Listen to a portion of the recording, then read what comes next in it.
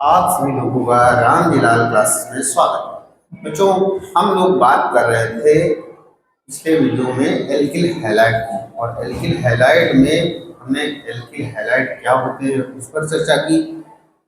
उसके बाद में उसके वर्गीकरण पर चर्चा की, उसके बाद में उसके नामकरण पर चर्चा की, फिर उसके बाद में समानता पर चर्चा की, और फाइनली उसके निर्माण की जितनी विधियाँ थी उन पर हमने चर्चा कर दी।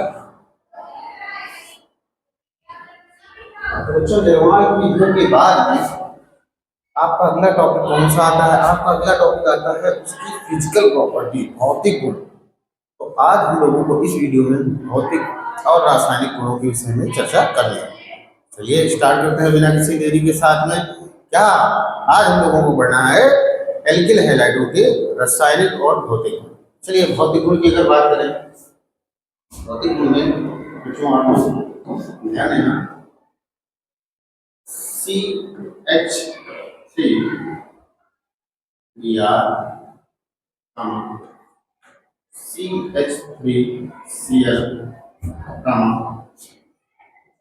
C2H5Cl। कमरे के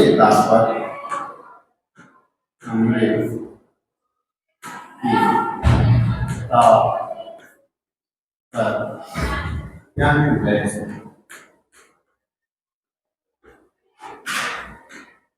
जब इसके अतिरिक्त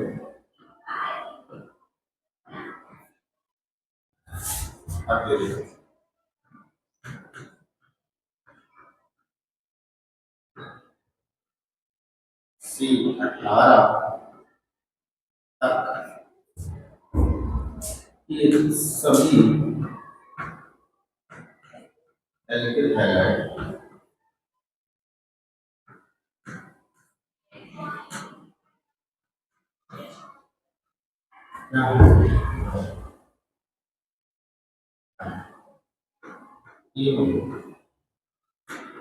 इससे उच्च सदस्य, इससे उच्च सदस्य क्या होते हैं? कोश।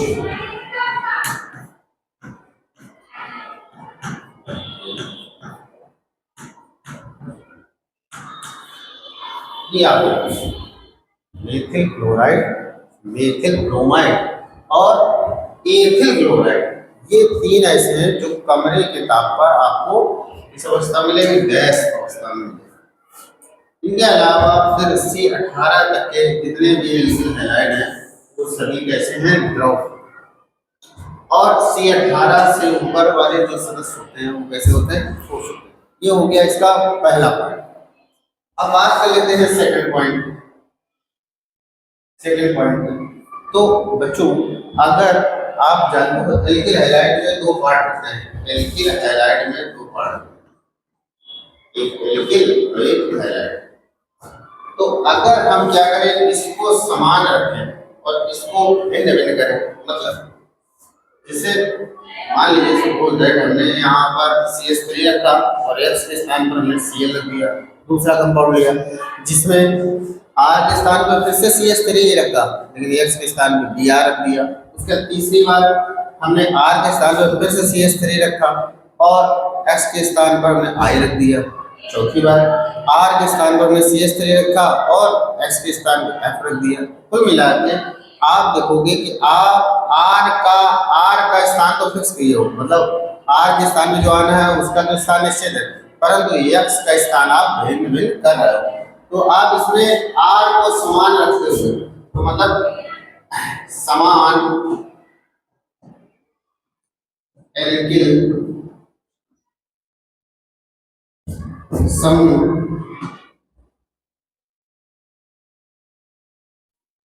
वाले एल्किल हाइलाइटों में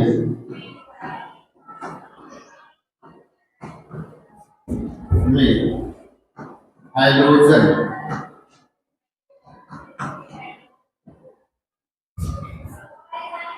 का हाइड्रोजन का परमाणु भार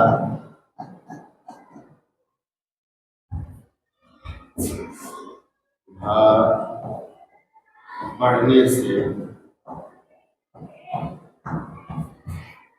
से क्या होगा? हाइड्रोजन का परमाणु भार बढ़ने से एल्किल हैलाइड का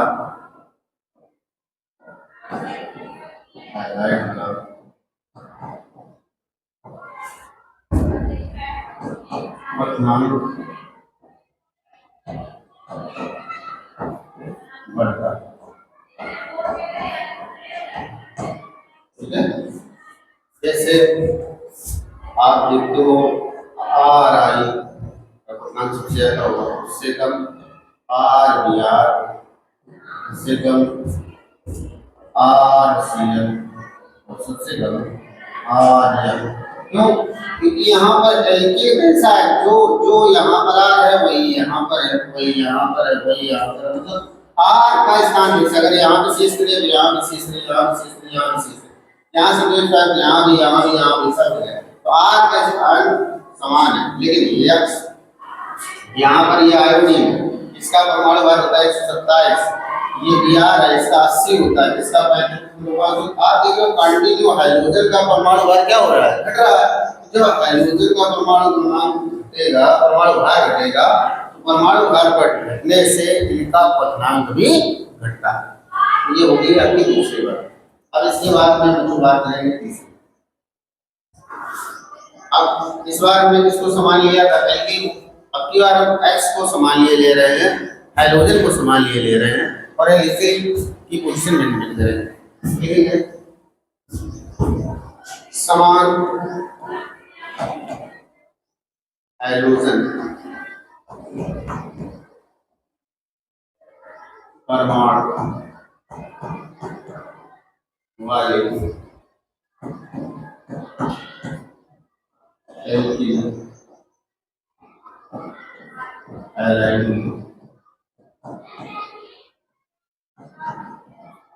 एल्किल हैलाइड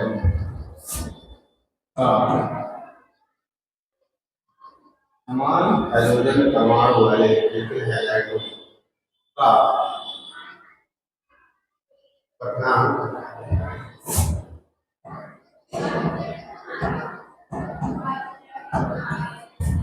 एल्किल समूह का अणु भार बढ़ने के साथ साथ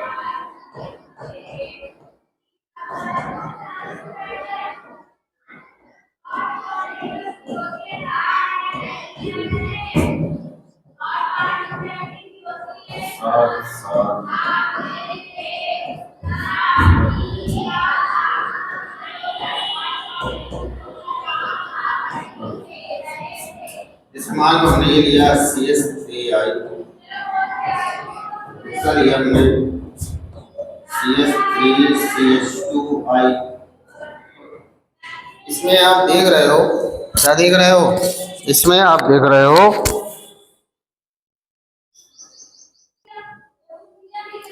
इसमें आप क्या देख रहे हो? इसमें बच्चों आप देख रहे हो कि एल्किल समूह, इसमें एल्किल समूह का अणु भार ज़्यादा है, इसमें एल्किल समूह का अणु भार कम है, जबकि हैलोजन दोनों में सेम है।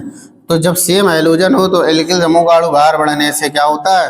क्वथनांक बढ़ता है। इसके बाद में हम लोग नेक्स्ट पॉइंट पर चर्चा करेंगे। नेक्स्ट हमारा क्या है, आइए चलिए देखते हैं।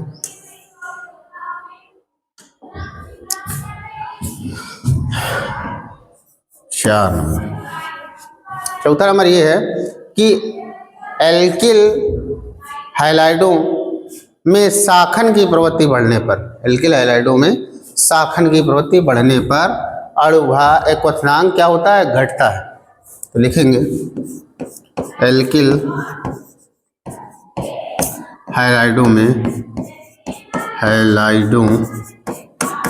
में शाखा करण के साथ साथ क्वथनांक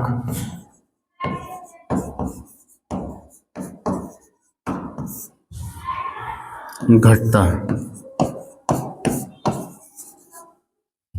क्वथनांक क्या होता है? घटता है। जैसे CH3 CH2 CH2 CH2 Cl, एक ये। दूसरा देखिए CH3 CH CH3 CH2 Cl। तीसरा देखिए CH3 CH3 CH3 Cl। तो बच्चों आप देख रहे हो जरा, इसमें कितनी ये वन ब्रांच है। देखो इसमें कोई शाखाएं नहीं है, सीधा एक लाइन में है। क्योंकि इसमें क्या होगा, एक ये शाखा निकली, इसमें दो शाखा, तो शाखाकरण जितना ज़्यादा होगा क्वथनांक उतना ही घटता है। तो ये बच्चों हो गया एल्किल हैलाइडों के भौतिक गुण।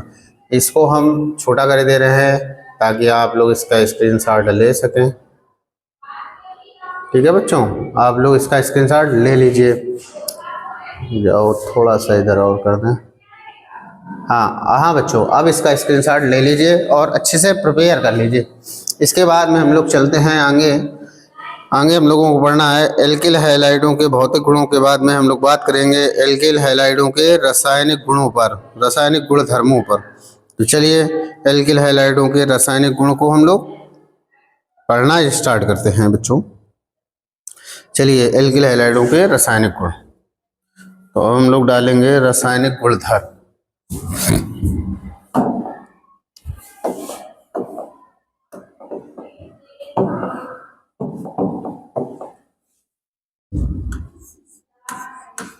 रासायनिक गुणधर्म,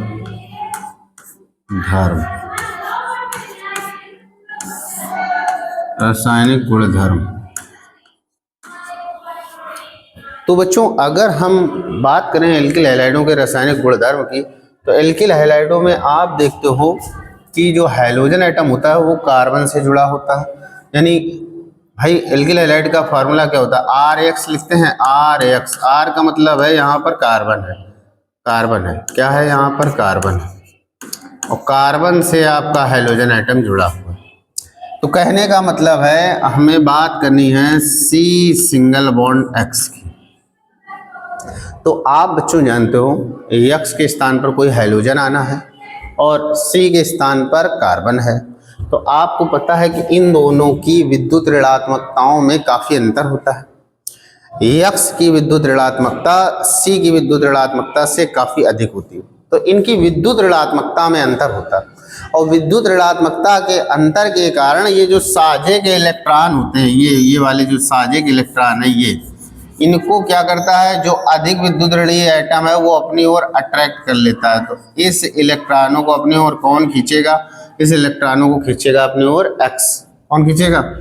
इन इलेक्ट्रॉनों को अपनी ओर X खींचता है, जिसके कारण इस पर आ जाता है पार्शली नेगेटिव चार्ज और इससे दूर हो जाते हैं, इसलिए इस पर आ जाता है पार्शली पॉजिटिव चार्ज। तो आप देख रहे हो एक कार्बनिक यौगिक होते हुए भी, एक कार्बनिक यौगिक होते हुए भी, भाई एल्किल हैलाइड क्या है? कार्बनिक यौगिक। तो एक कार्बनिक यौगिक होते हुए भी इसमें क्या हो जाता है? इसमें ध्रुवीय, इसकी प्रकृति कैसी हो जाती है? ध्रुवीय हो जाती है। इसमें डाइपोल आपको देखने को मिलता है। डाइपोल का मतलब है कार्बन पर पार्शली पॉजिटिव चार्ज और हैलोजन पर पार्शली नेगेटिव चार्ज आ जाता है। यानी इसकी प्रकृति कैसी हो जाती है? द्विध्रुवीय हो जाती है। कैसी हो जाती है? द्विध्रुवीय, यानी ध्रुवीय प्रकृति हो जाती है, ध्रुवीय प्रकृति।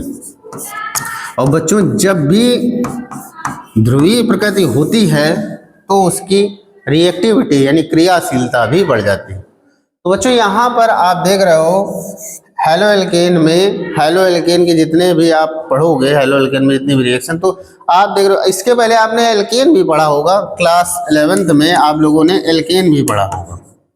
और अब आप एल्केन का व्युत्पन्न पढ़ रहे हो, हेलो एल्केन। तो अगर एल्केन की बात करें तो एल्केन में आप लोगों ने पढ़ा होगा कि एल्केन रासायनिक रूप से बहुत कम क्रियाशील होते हैं। क्यों? क्योंकि एल्केन में जो मतलब शेयरिंग होती है इलेक्ट्रॉनों की, वो कार्बन और कार्बन एटम के बीच में होती है। और कार्बन एटम के बीच में होने की वजह से इलेक्ट्रॉन इधर उधर नहीं शिफ्ट हो पाते, यानी उसकी प्रवृत्ति जो है वो द्विध्रुवी नहीं हो पाती। और द्विध्रुवी प्रवृत्ति या ध्रुवीय प्रकृति ना होने के कारण वो बहुत कम क्रियाशील होते हैं। जबकि एल्किल हैलाइड में ऐसा नहीं है।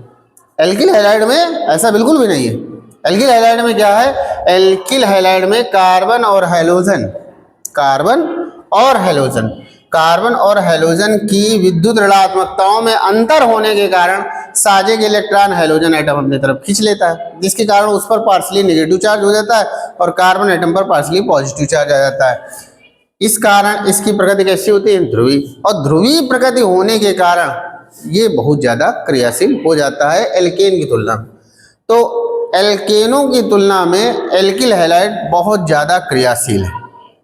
एल्केनों की तुलना में एल्किल हैलाइड जो हमारे होते हैं वो बहुत ज़्यादा क्रियाशील होते हैं।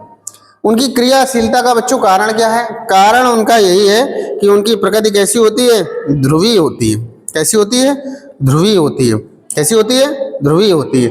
इसीलिए ये एल्किल हैलाइड बहुत ज़्यादा क्रियाशील होते हैं। अब अगर ये क्रियाशील होते हैं तो ये कौन कौन सी रिएक्शंस को प्रदर्शित करते हैं, तो चलिए देखिए इनकी रिएक्शंस देखिए। ये निम्न प्रकार की रिएक्शन प्रदर्शित करते हैं। नंबर 1, नाभिक स्नेही प्रतिस्थापन अपक्रिया। नाभिक स्नेही प्रतिस्थापन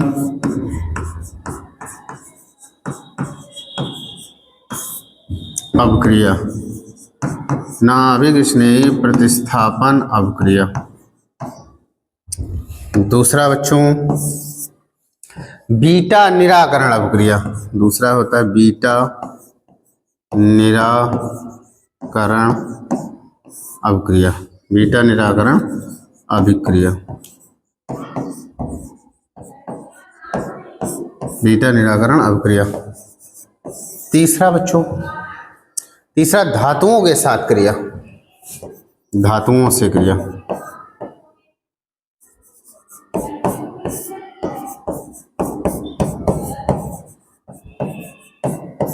और चौथा बच्चों है अपचयन।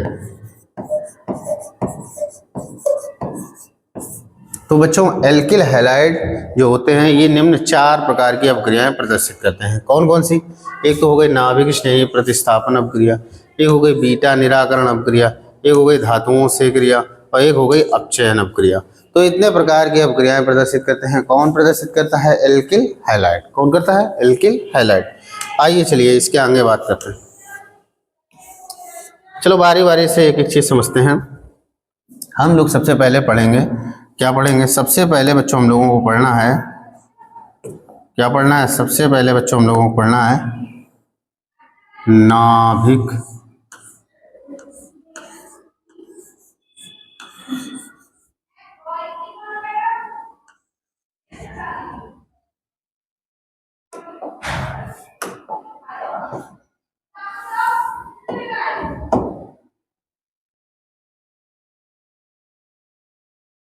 नाभिक स्नेही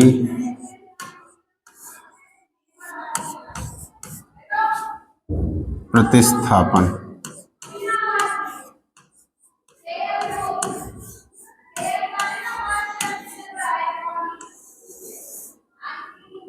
नाभिक स्नेही प्रतिस्थापन।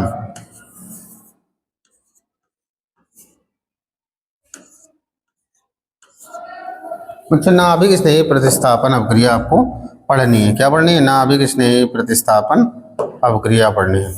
तो बच्चों जो नाभिक स्नेही प्रतिस्थापन अपक्रिया होती है ये कितने प्रकार की होती है, ये 2 प्रकार की होती है।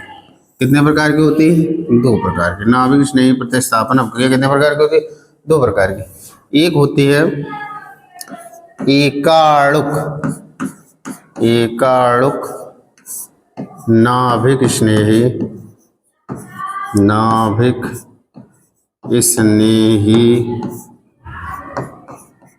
प्रतिस्थापन।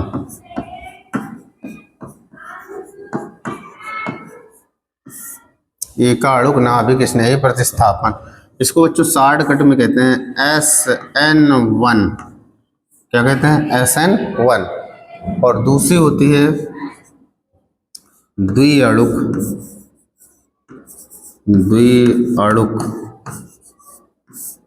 नाभिक स्नेही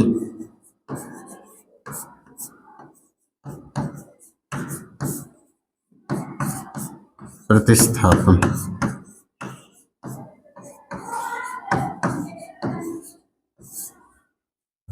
इसको बच्चों हम लोग बोलते हैं SN2। तो बच्चों एकाणुक नाभिक स्नेही प्रतिस्थापन अपक्रिया इसको हम बोलते हैं SN1 और द्विअणुक नाभिक स्नेही प्रतिस्थापन अपक्रिया इसको बोलते हैं SN2। तो बच्चों अगर हम बात कर लें एकाणुक नाभिक स्नेही प्रतिस्थापन अपक्रिया क्या होती है, तो इनमें दोनों में डिफरेंस हम लोग चलते जाएंगे। देखिए पहला क्या है कि यह अपक्रिया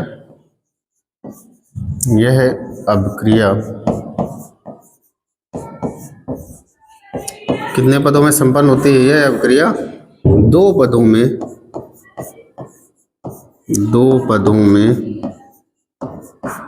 संपन्न होती है।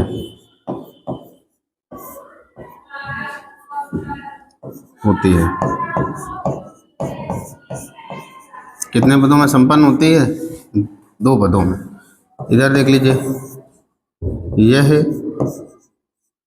क्रिया केवल एक ही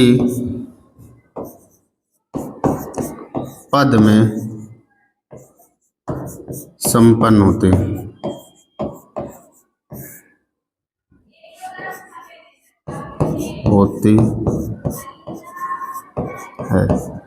यह क्रिया केवल एक ही पद में संपन्न होती है। इसके बाद सेकंड नंबर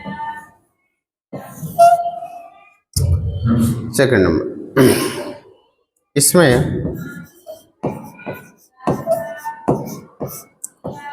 मध्यवर्ती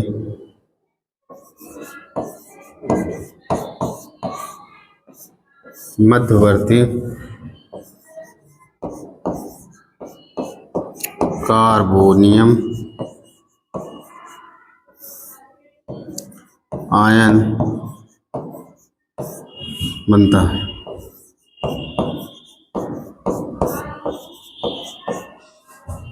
इसमें क्या लिखेंगे?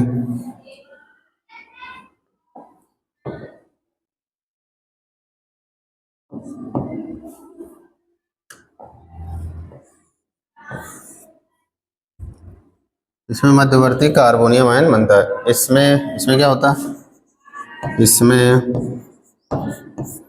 मध्यवर्ती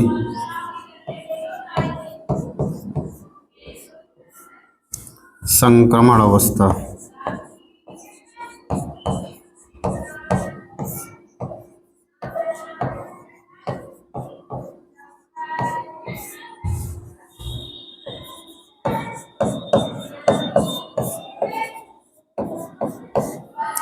इसमें मध्यवर्ती संक्रमण अवस्था आती है। इसके बाद में अगला पॉइंट तीसरा, यह तृतीयक एल्किल हैलाइडों में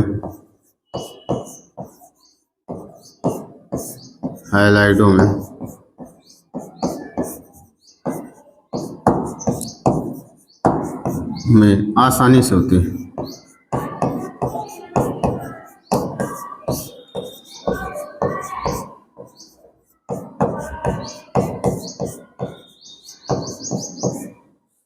यह तृतीयक एल्किल हैलाइडों में आसानी से होती है।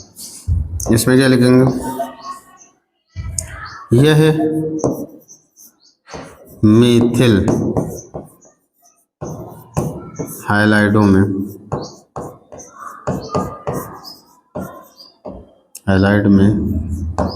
आसानी से होती है।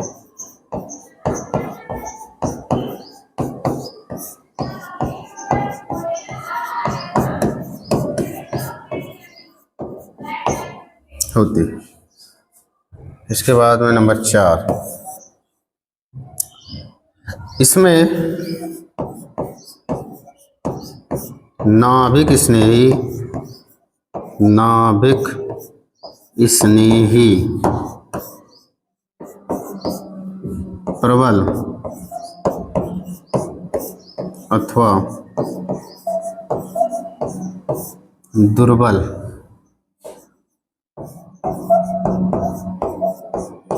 कुछ भी हो सकता है, कुछ भी हो सकता है।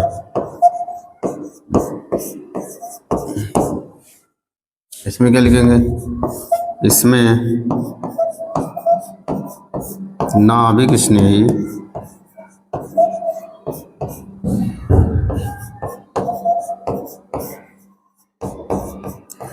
केवल प्रबल होना चाहिए।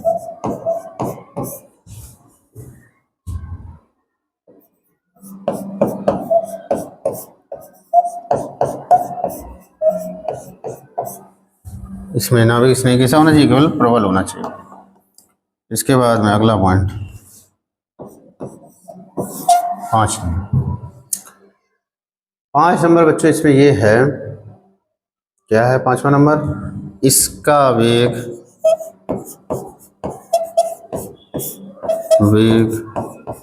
केवल एल्किल हैलाइड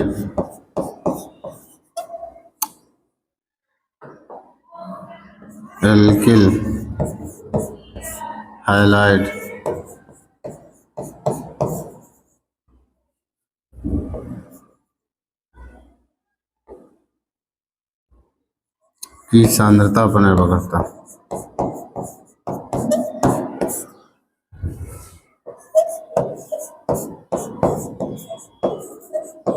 निर्भर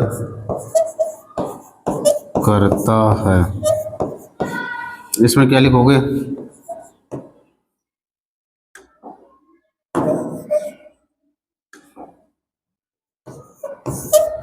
इसका वेग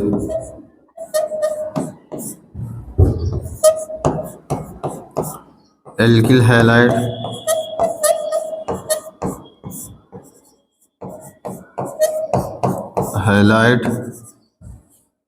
एवं नाभिक स्नेही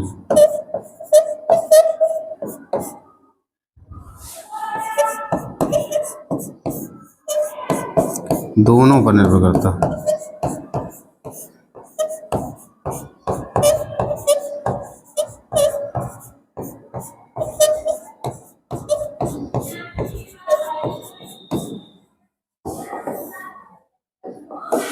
देखो, वेग जो होगा डायरेक्टली प्रोपोर्शनल होगा एल्किल हैलाइड के।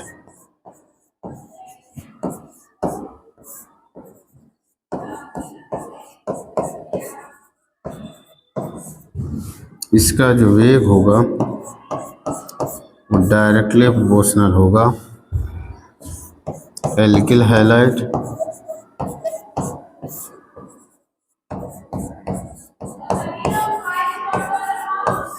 और नाभिक स्नेही।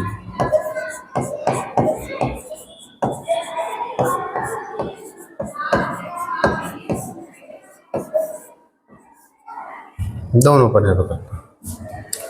तो ये तो हो गई। इसमें SN1 और SN2 में अंतर अगर आते हैं तो आपको यही 5 पॉइंट लिखने हैं। इसके साथ साथ अगर आप इसको अगर मान लो मैकेनिज्म समेत आ जाए तब, तो आइए चलिए इसकी मैकेनिज्म देख लेते हैं। पहले देखेंगे SN1 की।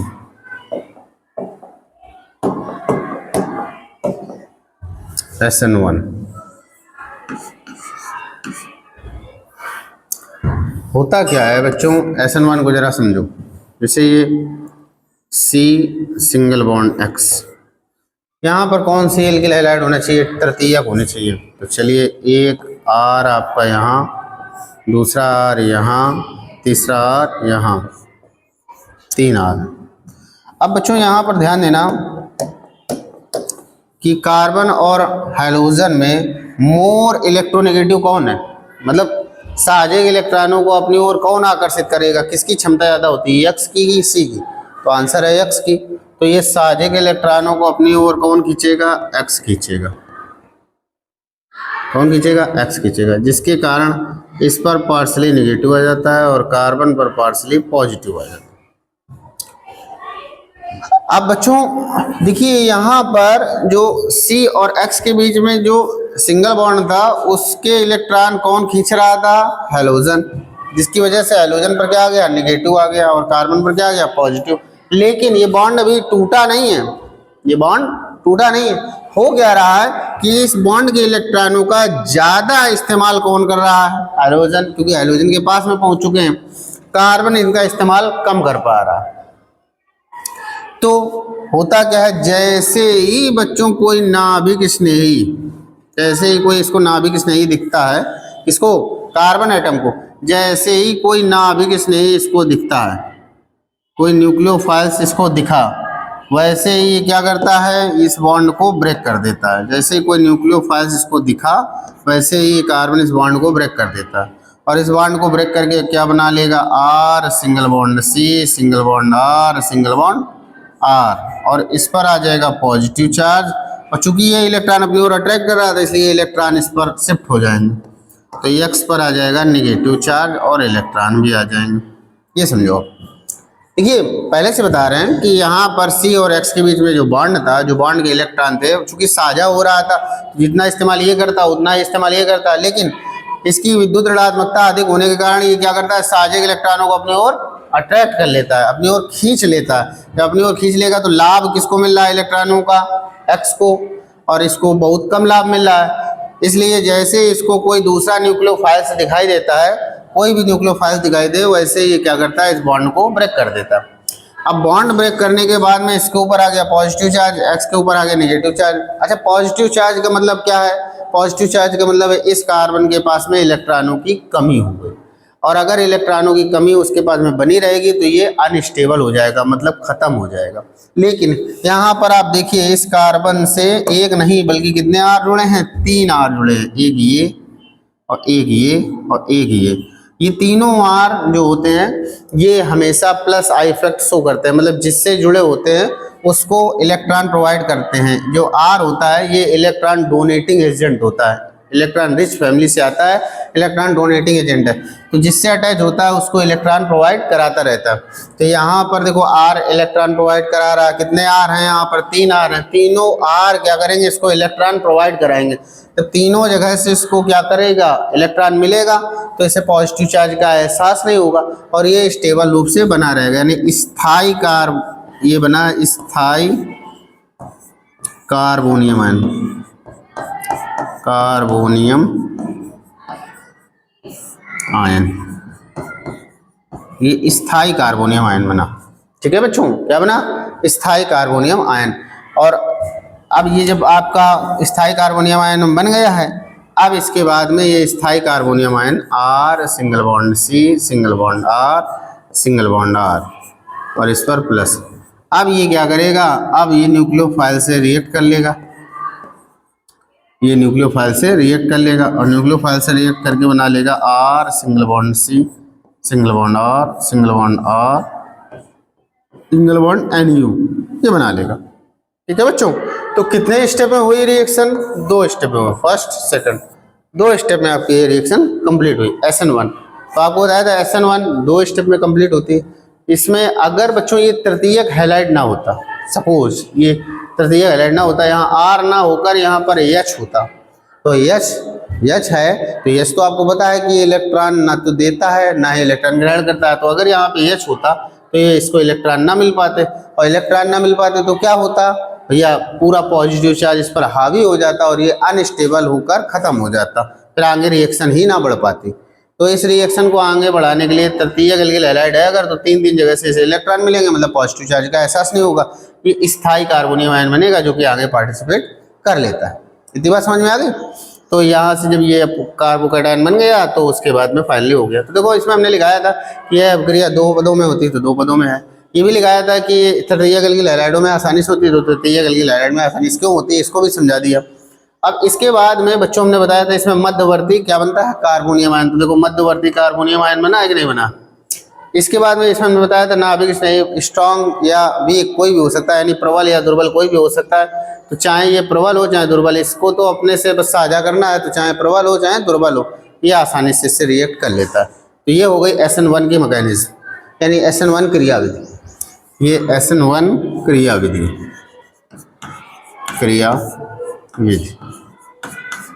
SN1 क्रियाविधि।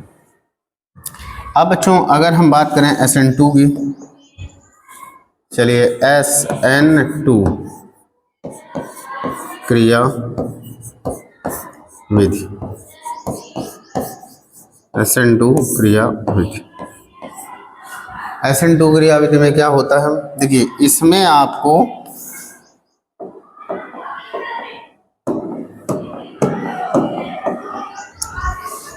आपको कार्बन सिंगल बॉन्ड हैलोजन, और यहाँ पर आपको कौन सा लेना है, यहाँ पर आपको लेना है मेथिल। ये रहा methyl.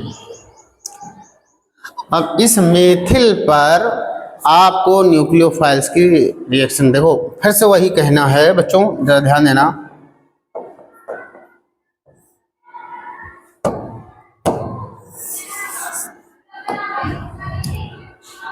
C single bond X single bond H single bond H single bond H। अब देखिए यहाँ पर फिर से वही बात हो गई, कौन सी, यहाँ पर फिर से वही बात हो गई कि इन दोनों में मोर इलेक्ट्रोनेगेटिव कौन सा है, हैलोजन। तो साझे इलेक्ट्रॉनों को अपनी ओर अट्रैक्ट कौन करेगा, हैलोजन। अगर हैलोजन अट्रैक्ट करेगा तो हैलोजन पर आ जाएगा पार्शली नेगेटिव, और इस पर कौन सा आ जाएगा, पार्शली पॉजिटिव। अब अगर ये बॉन्ड तोड़ता है, यदि अगर ये बॉन्ड तोड़ता है तो तोड़ने पर ये चला जाएगा, टोटल पॉजिटिव चार्ज इस पर आ जाएगा। पॉजिटिव चार्ज का मतलब इलेक्ट्रॉनों की कमी, और इनसे जुड़े हुए हैं 3H, ये तो इसकी मदद करेंगे नहीं, ये मदद करेंगे इनकी, बिल्कुल नहीं करेंगे। तो ये मदद करेंगे नहीं तो ये क्या होगा, अनस्टेबल हो जाएगा। क्या होगा, अनस्टेबल। तो यहाँ पर वीक न्यूक्लियोफाइल से काम नहीं चल सकता है। कौन सा न्यूक्लियोफाइल चाहिए, स्ट्रॉन्ग न्यूक्लियोफाइल चाहिए। कौन सी है, स्ट्रॉन्ग, क्योंकि इसको क्या करना है, इसको न्यूक्लियोफाइल्स को इसको हटाना भी है और इसको संभालना भी है, इसलिए यहाँ पर वीक से काम नहीं चलेगा। इससे काम चलेगा स्ट्रॉन्ग से। तो यहाँ पर आपको स्ट्रॉन्ग न्यूक्लियोफाइल्स लेना पड़ेगा। न्यूक्लियोफाइल्स कैसा लेना पड़ेगा, स्ट्रॉन्ग। अच्छा एक चीज़ और है, न्यूक्लियोफाइल्स कभी इसमें सामने से अटैक नहीं करेगा। जैसे सामने से अटैक हो जाता है तो सामने से अटैक नहीं करेगा, हमेशा बैक साइड से अटैक करेगा। याद रखना, SN2 में कहाँ से करता है, बैक साइड से अटैक करता है। तो ये क्या करेगा, इसमें बैक साइड से अटैक करेगा। अटैक का मतलब है इसको धीरे धीरे इलेक्ट्रॉन ये प्रोवाइड कराएगा, और जैसे से ये इसको इलेक्ट्रॉन प्रोवाइड कराता जाएगा वैसे वैसे ये इसके इलेक्ट्रॉन मतलब इससे साझा खत्म करता जाएगा। तो आप देखोगे फाइनली आगे कंडीशन क्या होती है। देखो अभी इससे इस कार्बन से ये अटैच था तो सारे हाइड्रोजन पीछे थे, अब इधर से ये है इधर से ये है, इन दोनों से ये हाइड्रोजन बेचारे घबराएंगे तो ये क्या होगा, देखिए ऐसा हो जाएगा। मैंने कहा धीरे धीरे ये इलेक्ट्रॉन इसको देता जा रहा, धीरे धीरे ये इसको देता जा रहा, तो साझा धीमे धीमे ये कमज़ोर होता जा रहा, इसका मजबूत होता जा रहा। एक कंडीशन ऐसी आएगी कि जब कार्बन से ये न्यूक्लियोफाइल्स क्या करेगा, आधे इलेक्ट्रॉन दे चुका होगा और ये इसके आधे इलेक्ट्रॉन इसको दे चुका होगा, तो आधा साझा इसका आधा साझा इसका हो जाएगा। और ये बेचारे क्या करेंगे, ये बेचारे एक हाइड्रोजन यहाँ पर ऐसे आ जाएगा, एक हाइड्रोजन यहाँ पर आ जाएगा और एक हाइड्रोजन यहाँ पर आएगा। इस अवस्था को बच्चों हम लोग कहते हैं संक्रमण अवस्था। संक्रमण अवस्था इसको कहते हैं संक्रमण अवस्था। अब इसके बाद में आगे फाइनली क्या होगा, अब ये कंप्लीटली इससे बॉन्ड बना लेगा और इसको पृथक कर देगा। तो NU single bond C single bond H single bond H single bond H, ये बन जाएगी। तो बच्चों ये कितने स्टेप में हुई, 1 स्टेप में ही हो गई, एक स्टेप में ही हो गई। और इसमें देखो मध्यवर्ती संक्रमण अवस्था आ रही कि नहीं आ रही, बिल्कुल आ रही है। और इसमें आप देख रहे हो कि जो न्यूक्लियोफाइल्स है वो कैसा होना चाहिए, स्ट्रांग होना चाहिए। क्यों? क्योंकि इसको निकालना भी है और इसको संभालना भी है, दोनों काम करने हैं। इसलिए न्यूक्लियोफाइल्स कैसा होना चाहिए, स्ट्रांग होना चाहिए। तो जरा देखिए, इसका वेग जो होगा, वेग वो इन दोनों पर निर्भर करेगा, जबकि ऊपर वाली अपक्रिया में SN1 में इसका कोई रोल नहीं है। इसलिए जो भी वेग होगा वो इसी पर डिपेंड करेगा, इस पर डिपेंड नहीं करेगा। तो यहाँ पर जो वेग होगा वो इस पर डिपेंड करेगा। तो बच्चों ये हो गई SN1 और SN2। इसको हम क्या कर रहे हैं, थोड़ा सा छोटा कर दे रहे हैं ताकि आप लोग इसका स्क्रीनशॉट ले सकें।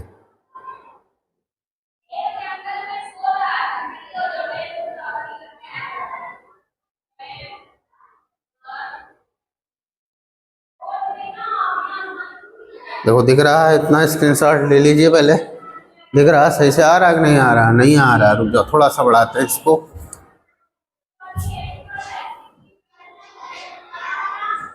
पहले इतने का स्क्रीनशॉट लीजिए। देखो स्पष्ट समझ में आ रहा है? हाँ चल जाएगा काम। पहले इतने का स्क्रीनशॉट ले लीजिए।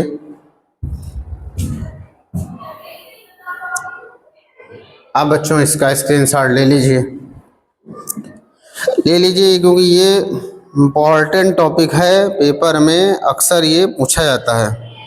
ठीक है बच्चों। अब बच्चों इसी क्रम में हम लोग आगे बढ़ते हुए अब हम लोग SN1 या SN2 जो भी नाभिक स्नेही अपक्रियाएं हैं उनको हम लोग आगे पढ़ना स्टार्ट करेंगे। ठीक है बच्चों। तो चलिए सबसे पहले हम एल्किल हैलाइड की रिएक्शन करा रहे हैं। किससे? हम लोग सबसे पहले एल्किल हैलाइड की रिएक्शन कराएंगे NaOH से, NaOH से। तो बताओ, अगर एल्किल हैलाइडों की अपक्रिया NaOH से करा दी जाए तो क्या बनेगा? अगर एल्किल हैलाइडों की अपक्रिया NaOH के जलीय विलयन से हम करा दें तो क्या मिलेगा? बच्चों बताइए क्या मिलेगा अगर हम NaOH से करा दें। देखो एल्किल हैलाइड की अपक्रिया लें, एल्किल हैलाइड इसकी अपक्रिया अगर हम NaOH से करा दें, किससे करा दें? NaOH से करा दें। तो NaOH से कराने पर आप देखोगे कि इतना पार्ट ये निकल जाएगा और NaOH का एक्वस सोल्यूशन होना चाहिए जलीय विलयन। ये बन जाएगा ROH प्लस NaX। ये हो जाएगा ROH प्लस NaX हो जाएगा। क्या हो जाएगा? ROH प्लस NaX हो जाएगा। ठीक है। अगर हम मान लीजिए इसकी अपक्रिया एल्किल हैलाइड की अपक्रिया नम सिल्वर ऑक्साइड से करा दें, AgOH इससे करा दें नम सिल्वर ऑक्साइड से, तो भी आपको क्या मिलेगा? तो भी आपको एल्कोहल मिलेगा, AgX पृथक हो जाएगा इस प्रकार से। ठीक है बच्चों, ये आपका है इससे जलीय NaOH या नम सिल्वर ऑक्साइड से अपक्रिया। अब बच्चों इसके बाद में हम लोग पढ़ेंगे अगली अपक्रिया विलियमसन संश्लेषण अपक्रिया। विलियमसन की संश्लेषण अभिक्रिया।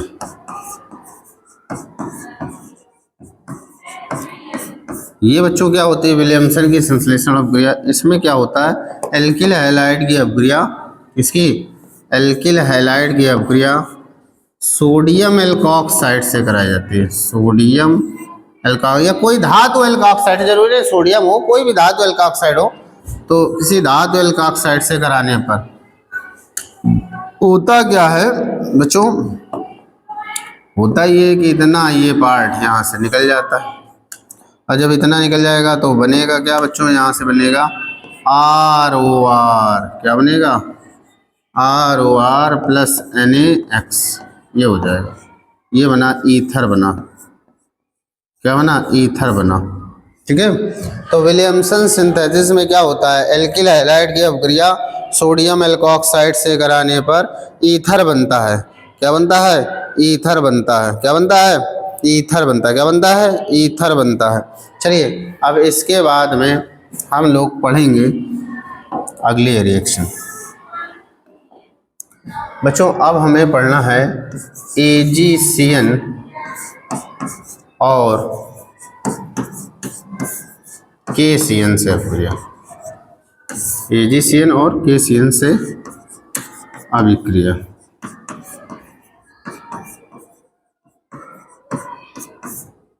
ये पढ़ें। तो चलिए कराते हैं अभिक्रिया हम। देखिए, अगर मान लीजिए एल्किल हैलाइड की अभिक्रिया, ध्यान से देखिए बच्चों, ये है एल्किल हैलाइड, इसकी अभिक्रिया अगर मान लीजिए हमने KCN से करा दी, KCN के अल्कोहली विलयन से करा दी, अल्कोहली विलयन से कराओगे तो क्या बन जाएगा, ये बन जाएगा RCN बन जाएगा, यानी एल्किल साइनाइड बन गया। क्या बन गया, एल्किल साइनाइड, एल्किल साइनाइड बन गया। और अगर यही अभिक्रिया हम किससे करा दें, AgCN से करा दें, तो ये RNC बन जाएगा, एल्किल आइसोसाइनाइड बन जाएगा, एल्किल आइसोसाइनाइड,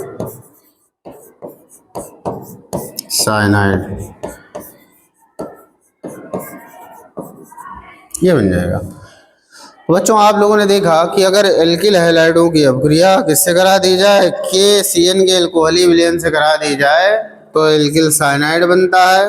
वहीं अगर AgCN से करा दी जाए तो क्या बनता है, तो बनता है आइसोसाइनाइड। ऐसा क्यों होता है, ऐसा इसलिए होता है कि CN जो होता है एक उभयदंती आयन होता है, इसमें दो आक्रमणकारी केंद्र होते हैं, C तथा N उपस्थित होते हैं। KCN एक आयनिक यौगिक है जिसमें CN माइनस आयन मुख्य रूप से रहता है तथा RCN बनाता है, जबकि AgCN एक सहसंयोजी यौगिक है जिस कारण मुख्य उत्पाद क्या बनता है, आइसोसाइनाइड बनता है। अब बच्चों इसके बाद में हम लोग एल्किल हैलाइडों की अभिक्रिया पढ़ेंगे बच्चों किससे, अमोनिया से। तो चलिए नेक्स्ट रिएक्शन देख लेते हैं, अमोनिया से अभिक्रिया। कौन सी, अमोनिया से अभिक्रिया। तो चलिए अमोनिया से अभिक्रिया, अमोनिया से अभिक्रिया।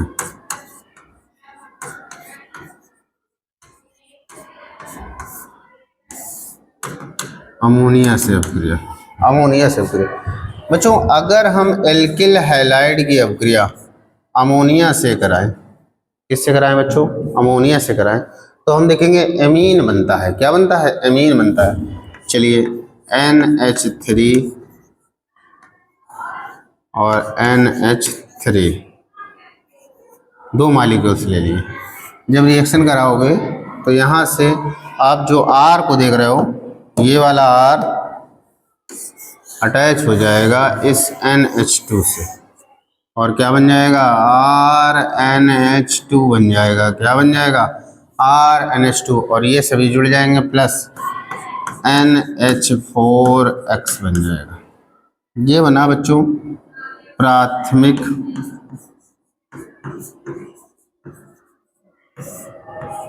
अमीन। क्या बना, प्राथमिक अमीन। अब इसके बाद में प्राथमिक अमीन ले लो RNH2, रुक जाओ,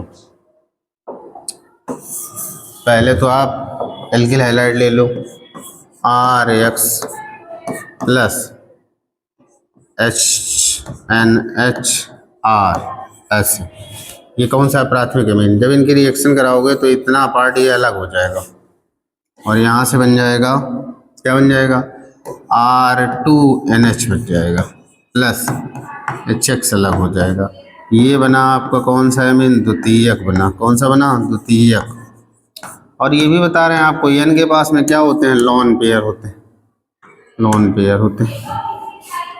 और इसके बाद में फिर से हम पुनः RX लिखेंगे प्लस HNR2, इसकी रिएक्शन करा दीजिए तो ये इससे रिएक्ट कर लेगा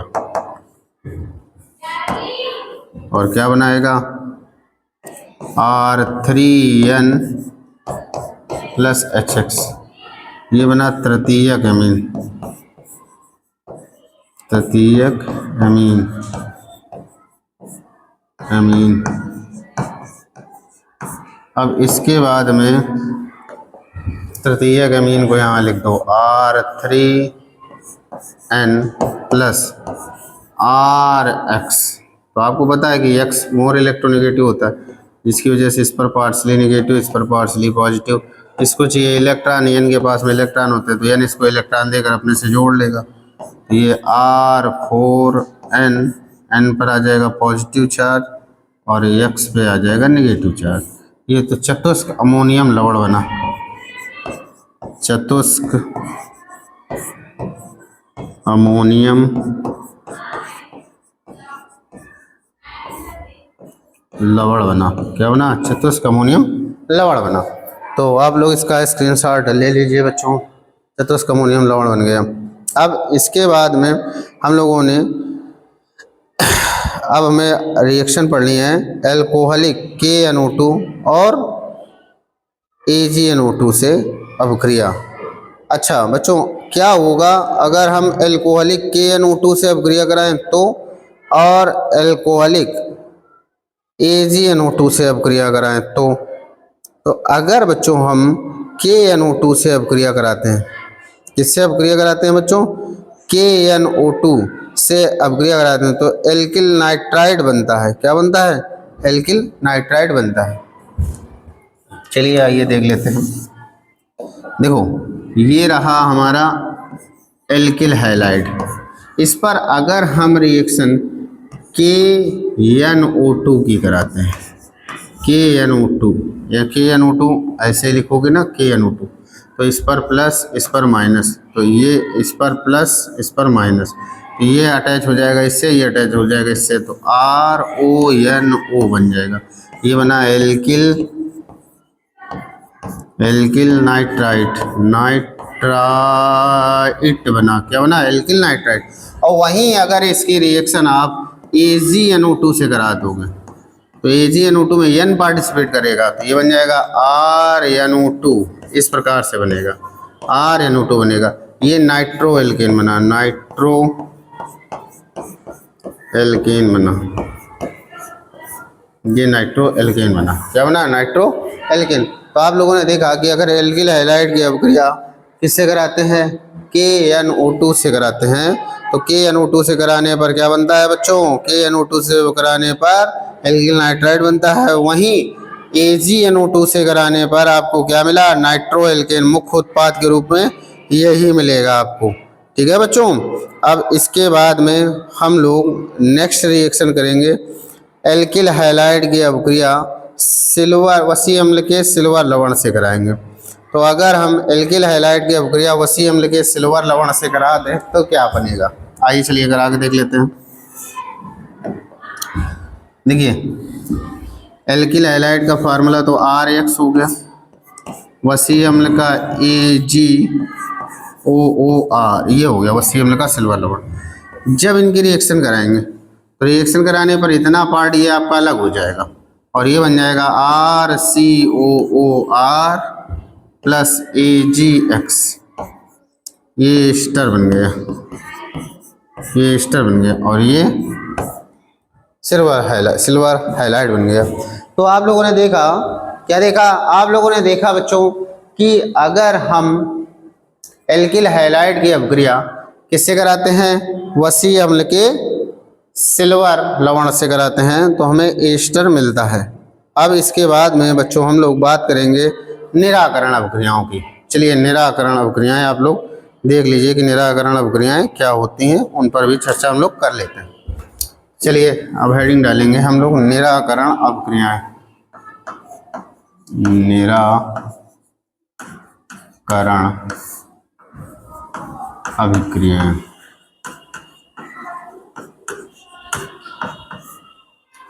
जैसे बच्चों मेरे पास में एल्किल हैलाइड है,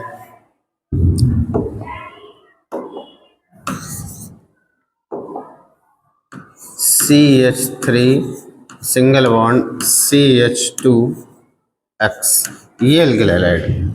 इसकी रिएक्शन हमने KOH के अल्कोहली विलयन से करा दी तो इससे कराने पर आप देखोगे के को X चाहिए तो के यहाँ से X ले जाएगा, OH को H चाहिए तो पड़ोसी वाले कार्बन से H ले जाएगा।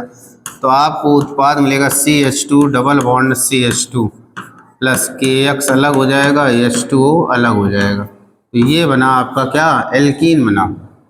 वही ये तो आपका क्या था, एल्किल हैलाइड था, प्राथमिक एल्किल हैलाइड। अगर हम द्वितीयक एल्किल हैलाइड ले लें जैसे CH3 CHX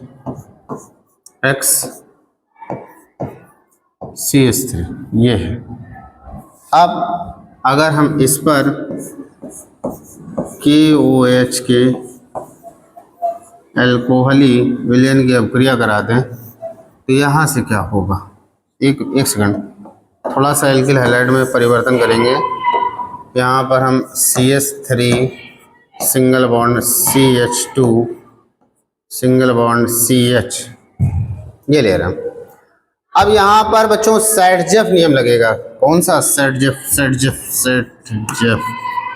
सेटजेफ रूल लगेगा। सेटजेफ रूल क्या कहता है कि देखो हाइड्रोजन एटम जिस कार्बन से जाता है, तो हाइड्रोजन एटम तो इस कार्बन से जाएगा, जहाँ पे है वहीं जाएगा। तो हाइड्रोजन एटम जिस कार्बन से जाता है, हाइड्रोजन एटम उसके निकटवर्ती उस कार्बन एटम से जाता है। हाइड्रोजन एटम, भाई हाइड्रोजन तो यहाँ से जाएगा, अब हाइड्रोजन कहाँ जाएगा, तो इसके निकटवर्ती कार्बन से जाएगा। इसका निकटवर्ती कार्बन ये भी है, इसका निकटवर्ती कार्बन ये भी है। तो सेटजेफ ने कहा कि हाइड्रोजन एटम उसके उस निकटवर्ती कार्बन से जाएगा जिसमें हाइड्रोजन परमाणु की संख्या कम होगी। कम इसमें है कि इसमें है, तो आंसर इसमें 3 है, इसमें 2 है, तो कम इसमें है, तो यहाँ से निकल जाएगा। तो बच्चे का क्या, जरा देख लीजिए, CH3 CH double bond CH single bond CH3 plus KX plus H2O ये बना आपका एल्कीन बना, एल्कीन। तो ये है आपकी निराकरण अभिक्रियाएं। क्या है बच्चों, निराकरण अभिक्रियाएं। तो उम्मीद करते हैं निराकरण अभिक्रियाएं आपको समझ में आई होंगी। निराकरण अभिक्रियाओं के बाद में हम लोगों को पढ़ना है धातुओं से क्रिया। कैसे पढ़नी है, धातुओं से क्रिया। तो चलिए अगली हेडिंग डालते हैं, धातुओं से क्रिया। धातुओं से क्रिया, धातुओं से क्रिया। बच्चों अगर एल्किल हैलाइड की अभिक्रिया मैग्नीशियम धातु से करा दें ईथर की प्रेजेंस में, तो यहाँ से बच्चों ग्रिग्नार्ड अभिकर्मक बन जाएगा, RMgX।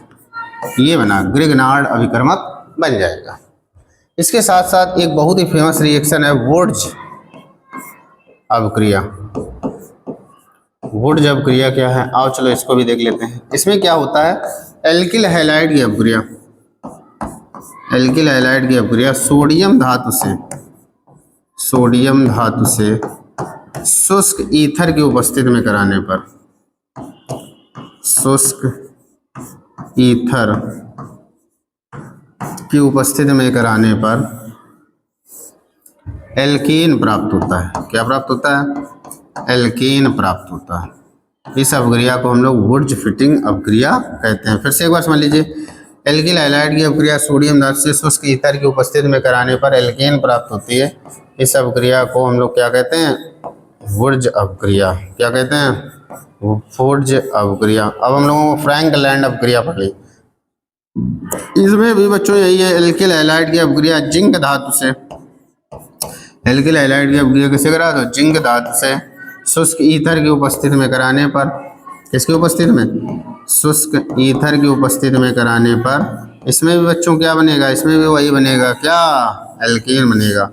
क्या बनेगा, एल्कीन। क्या बनेगा, एल्कीन बनेगा। क्या बनेगा, एल्कीन बनेगा। ठीक है, तो ये हो गई आपकी किससे अभिक्रिया, ये हो गई बच्चों फ्रैंकलैंड अभिक्रिया। अब फ्रैंकलैंड अभिक्रिया के बाद में हम लोग बात करेंगे अपचयन अभिक्रियाओं की। चलिए अब हम लोग डाल लेते हैं लास्ट हमारी बची है अभिक्रिया, कौन सी, अपचयन। चलिए लिखते हैं अपचयन अभिक्रिया, अपचयन, अपचयन अभिक्रिया। अपचयन अभिक्रिया क्या होती है, आइए चलिए इस पर चर्चा करते हैं। बच्चों अपचयन करने पर एल्किल हैलाइड संगत एल्केन में अपचयित हो जाती हैं। ये याद रखना आप, संगत एल्केन में अपचयित हो जाती हैं और इनके लिए निम्न अपचायक का हम लोग प्रयोग करते हैं। ठीक है, जैसे एल्किल हैलाइड है, एल्किल हैलाइड, इसका अपचयन करा दो। अपचयन के लिए नवजात हाइड्रोजन डाल दो, जो कि नवजात हाइड्रोजन आपको किससे मिल सकते हैं? नवजात हाइड्रोजन आपको मिल सकते हैं Zn प्लस CH3COOH, इससे मिल जाएंगे, इनसे भी मिल जाएंगे। तो यहाँ से एक H X को लेकर और एक H R के साथ में अटैच हो जाएगा इस प्रकार से। जैसे हमने मान लो एथिल ब्रोमाइड लिया, C2H5Br लिया, इसका हमने अपचयन कराया। क्या कराया? अपचयन कराया। तो अपचयन कराने पर एथेन बन जाएगा, C2H6 बन जाएगा प्लस HBr। बच्चों अपचयन करने के लिए आप लोग निम्न पदार्थों का इस्तेमाल कर सकते हो। किसका किसका कर सकते हो? एक तो आप H2 के साथ साथ कोई संक्रमण धातु डाल दो, कोई संक्रमण धातु कर लो, जैसे PT हो गई कोई भी। दूसरा आप इस्तेमाल कर सकते हो Zn/C2H5OH का इस्तेमाल कर सकते हो। तीसरा आप Zn/HCl का इस्तेमाल कर सकते हो। चौथा आप Zn तो हो गए बहुत सारे।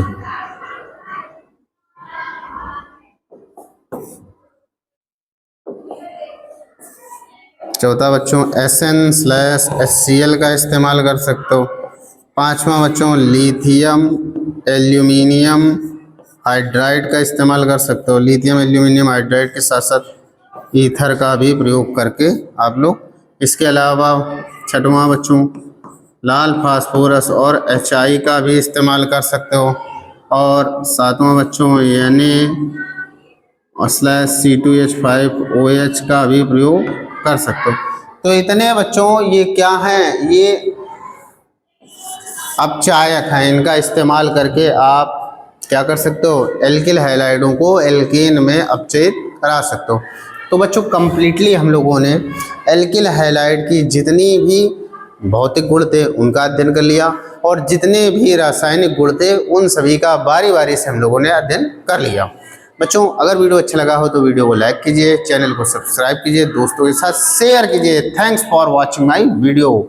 बच्चों इसके बाद में हम लोग एल्किल हैलाइड के नेक्स्ट टॉपिक पर अलग से वीडियो अपलोड करेंगे। ठीक है बच्चों, धन्यवाद।